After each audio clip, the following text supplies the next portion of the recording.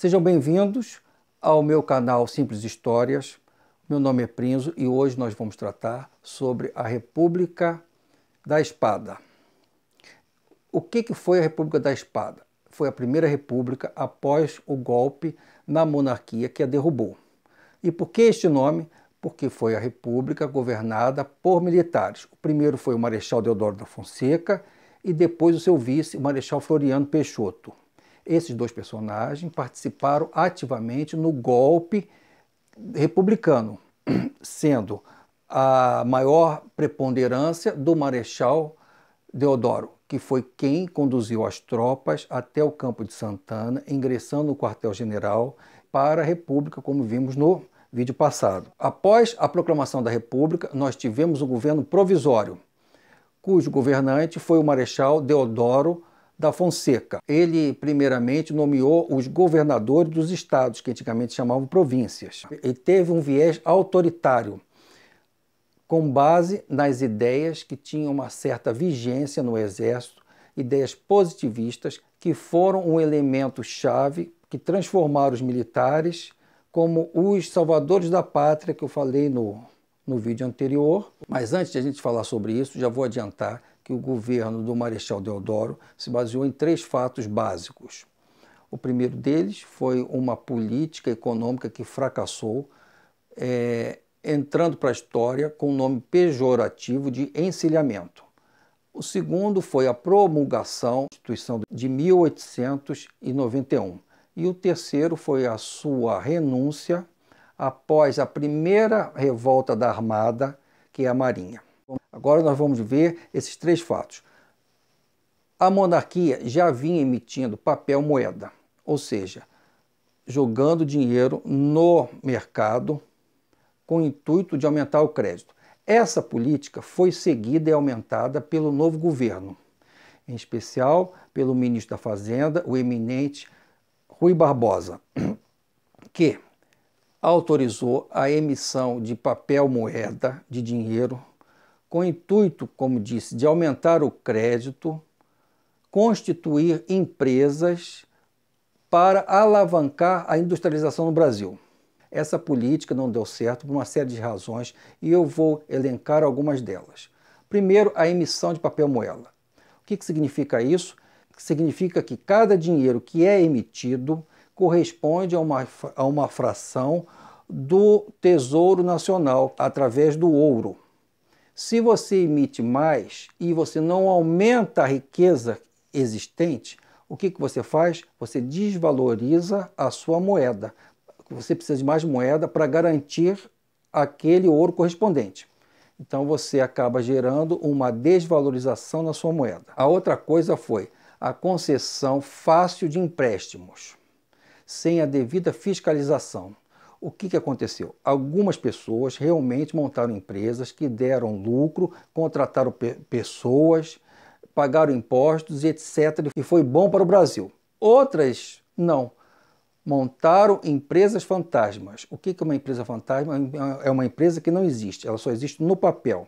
E mais, fizeram isso para justificar a destinação do dinheiro que conseguiu emprestado e, não obstante, ainda por ganância, emitiram ações e foram comercializar na Bolsa de Valores, na capital, que era no Rio de Janeiro, gerando especulação, sobretudo pela grande circulação dessas ações, aumentando o valor dessas empresas que não existem, cujos produtos não correspondem à realidade, gerando então o quê? A alta dos preços, a inflação. Essa febre de negócio, de especulação financeira, sem um adequado controle, gerou o nome de encilhamento, que vem do verbo encilhar, que significa aparelhar cavalos.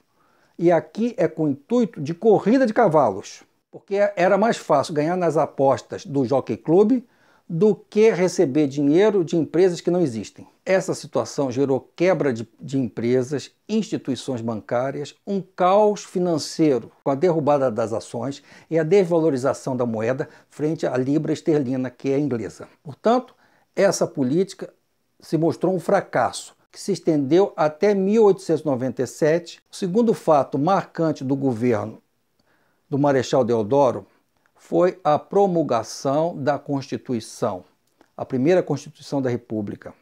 Ela trouxe várias modernidades, inspirada na Constituição norte-americana. A gente pode citar algumas delas.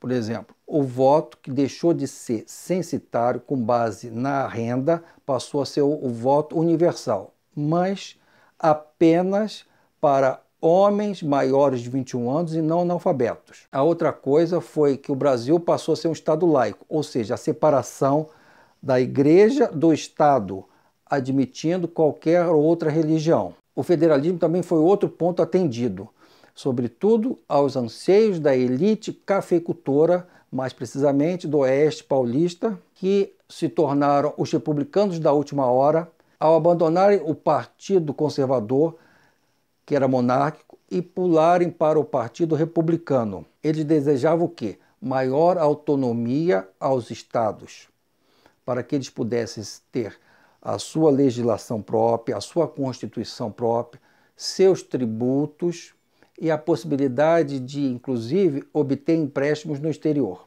dentre outras coisas. O presidencialismo também foi adotado, ou seja, o chefe de governo é o chefe de Estado e é escolhido por eleições. E para finalizar, é lógico, a extinção do poder moderador, que era o poder nas mãos do imperador, passando a ter apenas os três poderes: executivo, legislativo e judiciário. Depois da Constituição, Marechal Deodoro se lançou candidato a presidente. Ele era o único candidato, mas nas vésperas da eleição, São Paulo lançou uma chapa opositora, Prudente Moraes e Floriano Peixoto.